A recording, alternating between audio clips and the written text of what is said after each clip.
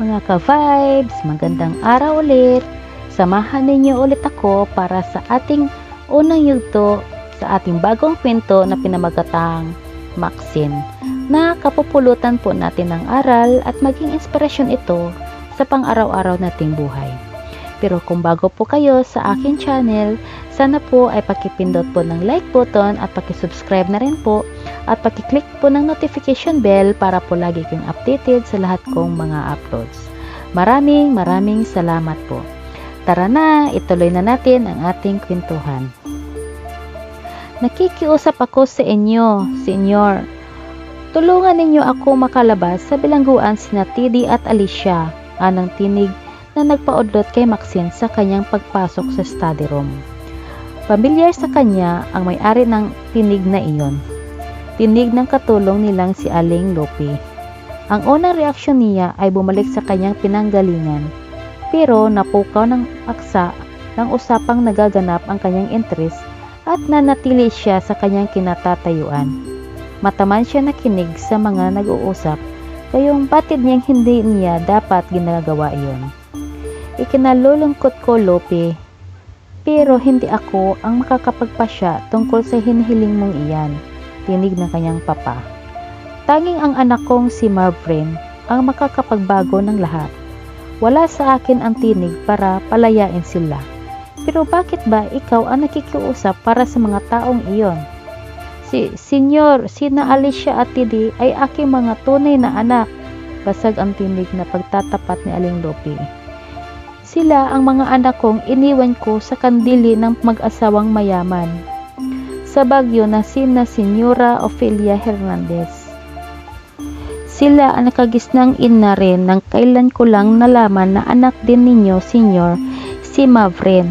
Natutok niya ang kanyang bibig to stifle any sound coming from her upon hearing the revelation. Lubha, nakakabigla iyang ipinagtatapat mo sa akin, Lope, wika ng kanyang papa pagkaraan ng ilang saglit na katahimikan. Magkaganoon pa man ay hindi ako ang dapat mong pakiusapan, at sa aking nabatid mula sa katiwala ng mga Hernandez na si Clement ay lubhang minaltrato ng dalawang anak mo ang aking kaawang-awang anak. Mabigat ang nagawang pagkakasala ng iyong anak na babae sa pagsira niya sa mukha ni Mavren at sa krimen nila sa buhay ni Ofelia. Kaya nararapat lamang na pagdusahan nila ang mga kabuhungang ginawa nila. Hayaan mo silang harapin nila ang parusang nararapat sa kanila upang matanto nila ang lalim ng ginawa nilang pinsala patungo sa isang pagbabagong buhay. Senyor, anang nagdadalamhating tinig ni Aling Lope. Ang magagawa ko lang ay pagaanin ang mga taong ilalagi nito sa piitan, Lope.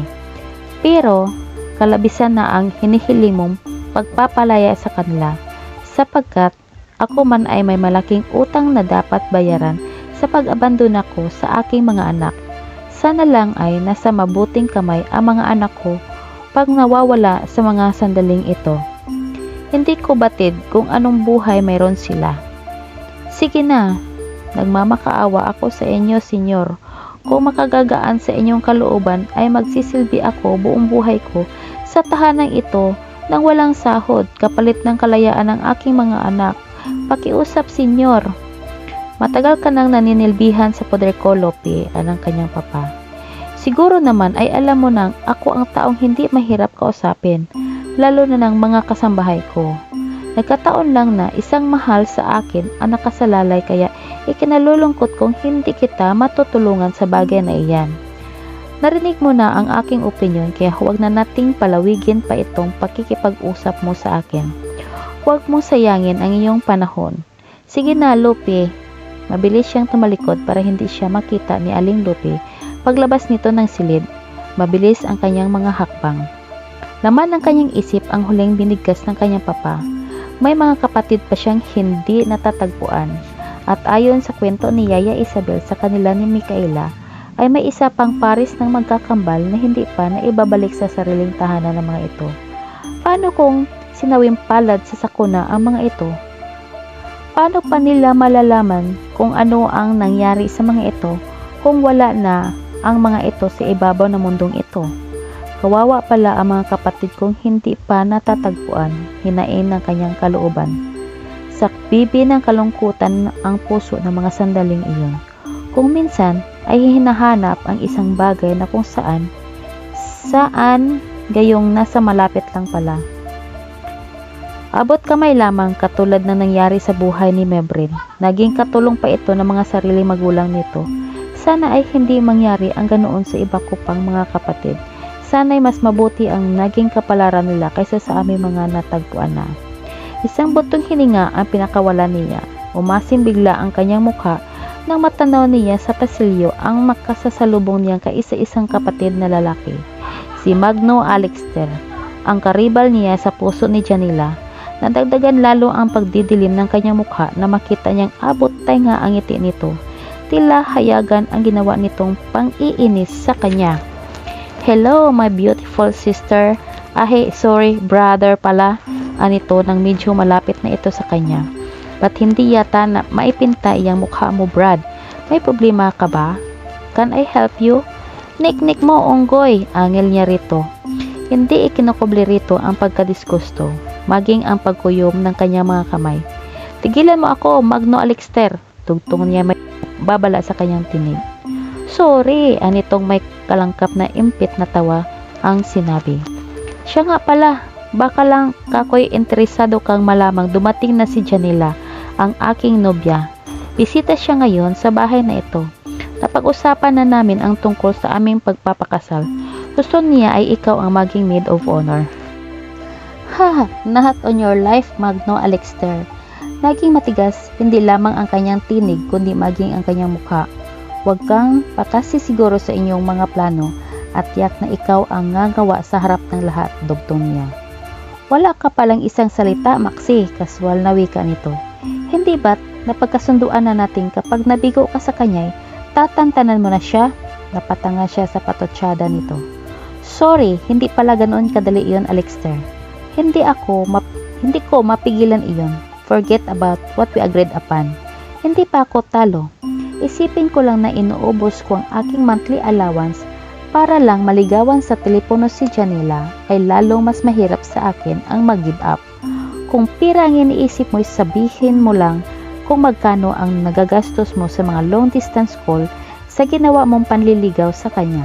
Ako na ang magre-refund noon sa iyo.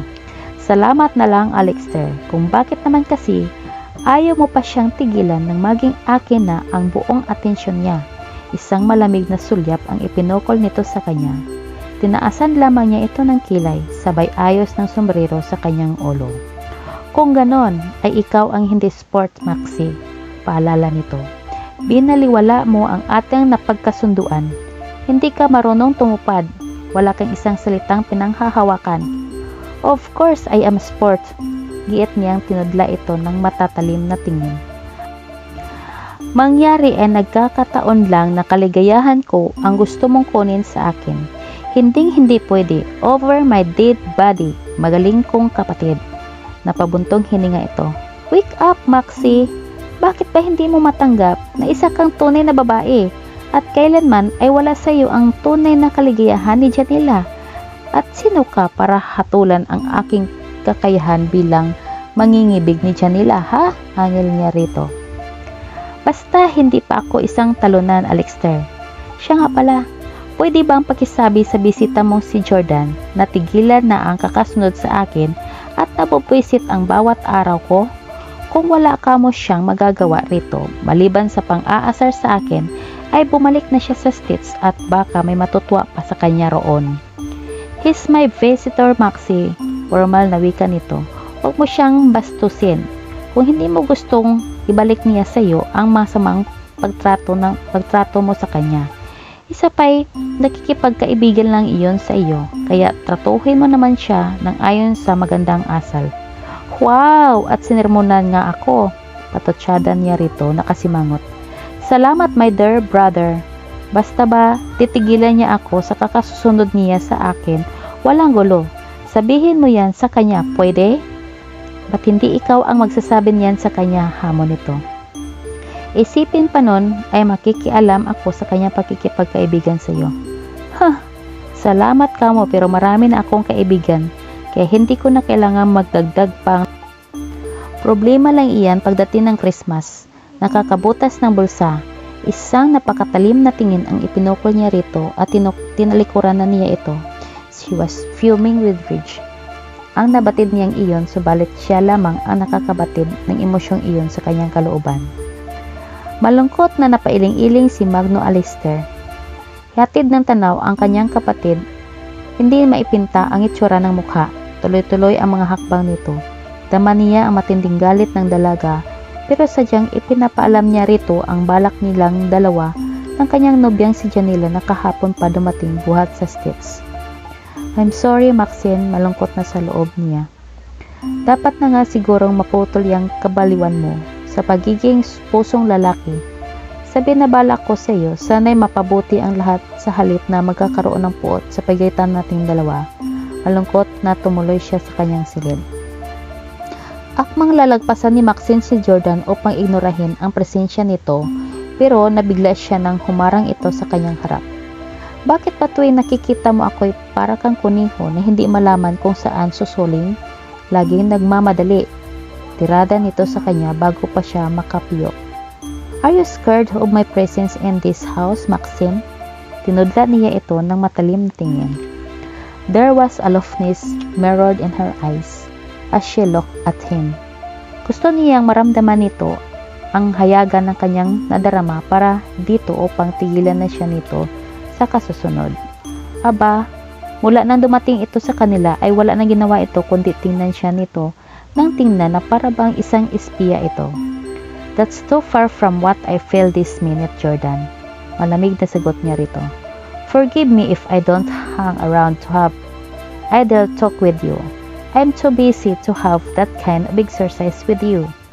You really disappoint me in that respect, Maxine.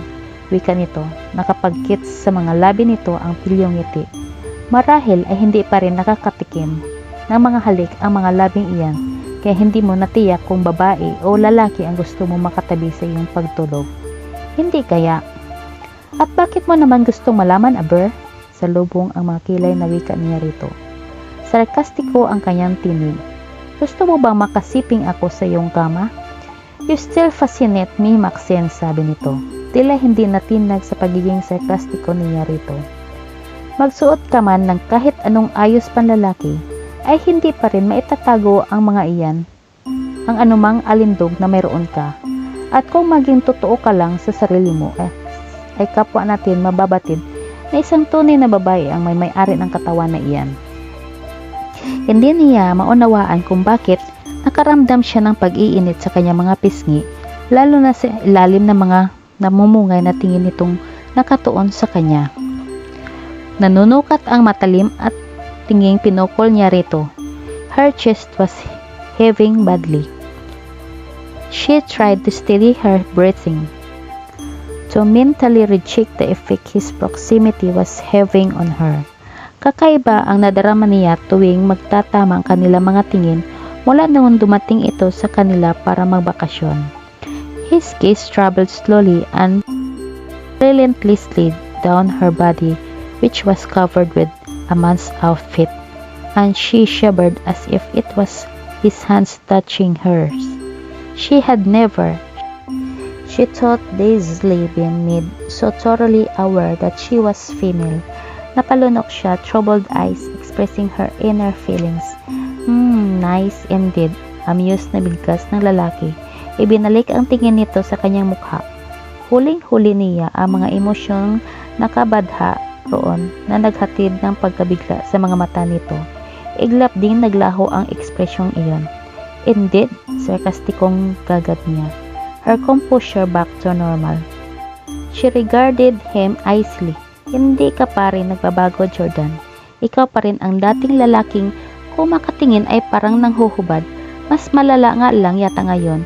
Maybe because you've been exposed to sex. Tumawa ito, embit na tawang lihim na may hatid na kiliti sa kanyang kamalayan. She cursed herself. Hindi niya mawawaan kung bakit ganito ang kanyang reaksyon sa harap nito.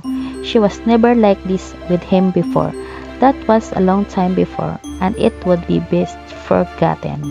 At dito nagtatapos ang ating unang yugto Sana po ay abangan nyo ang ating mga karugtong ng kwentong ito. Maraming salamat po sa pakikinig. Ingat po tayo lagi. God bless.